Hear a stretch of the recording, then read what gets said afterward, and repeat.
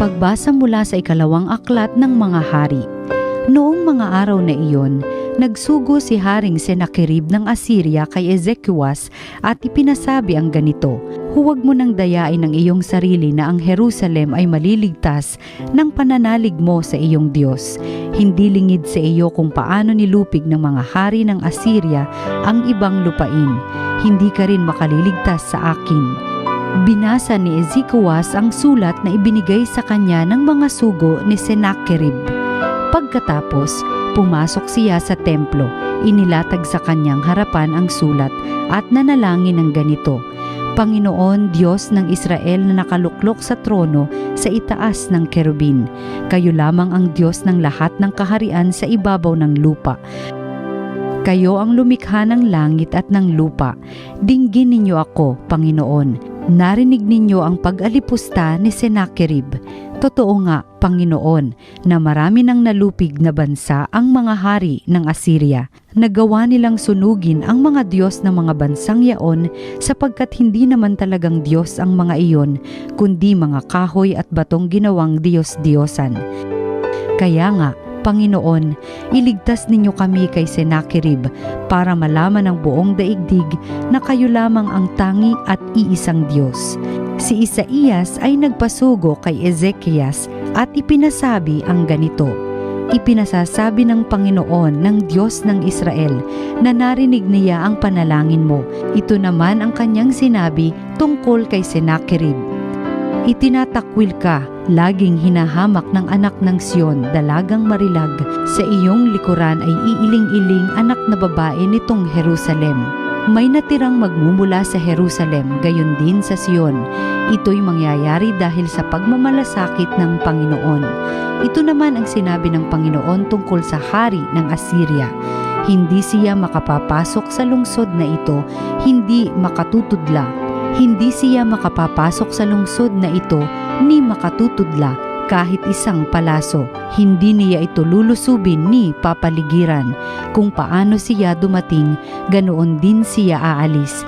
Hindi niya masasakop ang lungsod na ito pagkat ito'y ipagtatanggol ko alang-alang sa aking kapakanan at alang-alang kay David na aking lingkod." Nang gabing yaon, pinasok ng anghel ng Panginoon ang kampo ng mga taga-Assyria at napatay niya ang 125,000 kawal. Kaya nagmamadaling umuwi sa Ninive si Haring Sennacherib. Ang salita ng Diyos. Lungsod ng Diyos ay matatag dahil sa bigay niyang lakas. Dakila ang poon dapat papurihan. Sa lungsod ng Diyos, bundok niyang banal. Ang bundok ng Sion, tahanan ng Diyos, ay dakong mataas na nakalulugod. Lungsod ng Diyos ay matatag dahil sa bigay niyang lakas. Bundok sa hilaga na galak ang dulot, sa lahat ng bansa nitong sansinukob. Sa piling ng Diyos, ligtas ang sinuman, sa loob ng muog ng banal na bayan. Lungsod ng Diyos ay matatag dahil sa bigay niyang lakas. Sa banal na lungsod ay aming namasid ang kanyang ginawa na aming narinig. Ang Panginoong Diyos makapangyarihan, siyang mag-iingat sa lungsod na banal. Iingatan niya magpakailanman. Lungsod ng Diyos ay matatag dahil sa bigay niyang lakas. Sa loob ng iyong templo, O Diyos, aming nagunita pag-ibig mong lubos. Ika'y pinupuri ng lahat saan man, sa buong daigdig ang dakilay ikaw, at kung mamahala ay makatarungan. Lungsod ng Diyos ay matatag dahil sa bigay niyang lakas. Ang mabuting balita ng Panginoon ayon kay San Mateo. Noong panahong iyon, sinabi ni Jesus sa kanyang mga alagad, "Huwag ninyong ibigay sa aso ang bagay sa banal, sapagkat kayo'y babalingan at lalapain nila pagkatapos. Huwag ninyong ihagis sa baboy ang inyong mga perlas, sapagkat yuyurakan lamang nila ang mga iyon. Kaya gawin ninyo sa inyong kapwa ang ibig ninyong gawin nila sa inyo. Ito ang kahulugan ng kautusan ni Moises at ng turo ng mga propeta." Pumasok kayo sa makipot na pintuan, sapagkat maluwag ang pintuan at malapad ang daang patungo sa kapahamakan, at ito ang dinaraanan ng marami. Ngunit makipot ang pintuan at makitid ang daang patungo sa buhay, at kakaunti lang ang nakasusumpong niyon. Ang mabuting balita ng Panginoon. Pinupuri ka namin, Panginoong Hesukristo.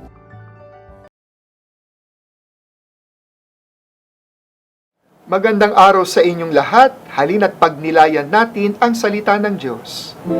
Sa ating ebanghelyo, narinig natin ang ginintuang aral o yung golden rule na sinasabi natin na you do unto others what you want others do unto you. In different version, it's you do not do unto others what you do not want others do unto you. No? Gawin mo ang mabuti at huwag mong gawin yung ayaw mong gawin ng kapwa mo para sa iyo. Kung ating titingnan, ito yung tinatawag din nating reciprocal justice. Reciprocal justice. Kung gusto mo ng mabuti, gawin mo ang mabuti. Kung ayaw mo ng masama, huwag mong gawin ang masama. At gayon din sa ating kapwa. Papaano kung sabihin natin, wala lang, ayokong gumawa para wag kang magkasala, so hindi na lang ako magsasalita para hindi ako pagsalitaan, hindi na lang ako kikibo para hindi rin ako kibuin. Sapat ba iyon? Hindi. Kaya nga nagpatuloy pa si Jesus, sapagkat ang sinabi, ito ang batas ni Moises at ng mga propeta. Batas ni Moises at ng mga propeta, yung wag mong gawin sa kapwa mo ang ayaw nilang gawin sa iyo. No? Paano nga kung ayaw mo na lang gumawa? Wag na lang. Wala kayong gagawin sa akin, wala akong gagawin sa inyo. Golden rule ba yon? No. Because the Lord invites us to a concrete action. Because He says,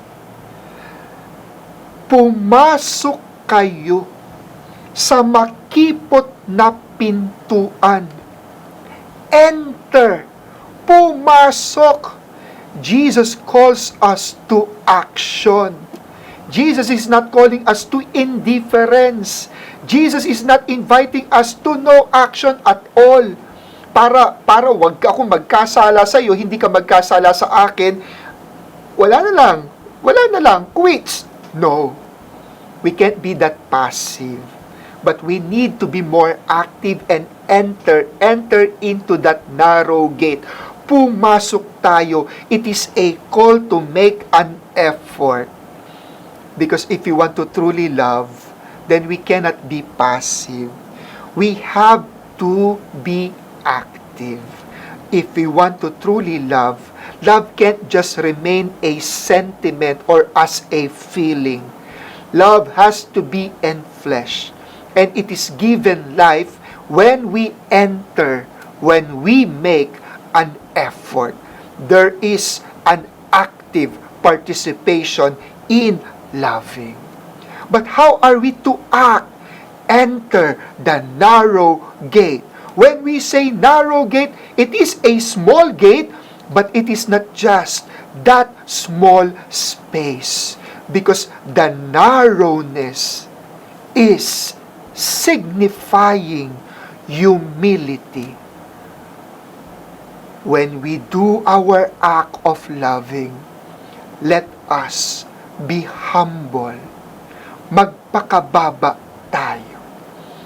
Sapagkat yung gumagawa ng bagay na kahit kabutihan iyan, pero kung napakayabang mo at pinagmamalaki mo yung kabutihan na iyan, abay hindi tayo nagiging katulad ni Kristo.